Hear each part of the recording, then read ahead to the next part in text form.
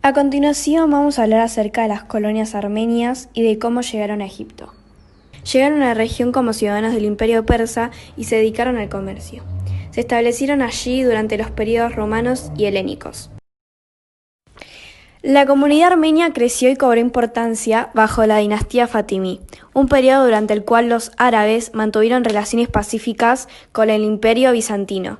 De hecho, los judíos y cristianos fueron tratados con tolerancia en Egipto. Bueno, como dijo mi compañera antes, se dedicaban al comercio. Según fuentes árabes, algunos comerciantes y soldados armenios se dirigieron hacia el Cairo para convertirse en visires. Además, arquitectos armenios construyeron varias puertas en la muralla del Cairo. La relación de Egipto con la comunidad armenia de esta época era tan buena que recibió un gran número de armenios allí. Luego de la gloriosa época que había vivido la comunidad armenia en Egipto, su situación empezó a descender, comenzando por el dominio yubí. Él era hostil con los armenios y provocó el éxodo de muchos de ellos, ya que los consideraba aliados de la dinastía fatimí. Por otro lado, durante la época de los mamelucos, los armenios sufrieron aún más. Estos no eran tolerantes con los cristianos y los atacaron. Los esclavos armenios fueron traídos de Cilicia y Siria como prisioneros de guerra, los niños armenios eran esclavizados y reclutados para el ejército, y alrededor de 30.000 armenios fueron tomados prisioneros y esclavizados en un ataque a Jromkla. En el siglo XVII hay registro de que hubo 500 tropas armenias bajo el comando de un oficial armenio. Las victorias militares otomanas y la estabilidad de la región incrementaron el comercio.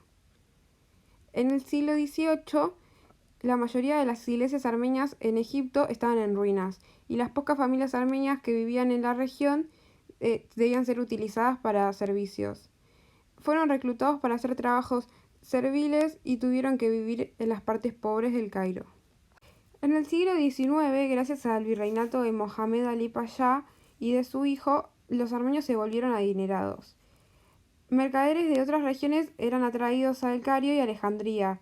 Esta región comenzaba a crecer cada vez más por reformas progresistas que se llevaban a cabo por los virreyes. Los zapateros, orfebres y sastres armenios eran muy buscados en la región.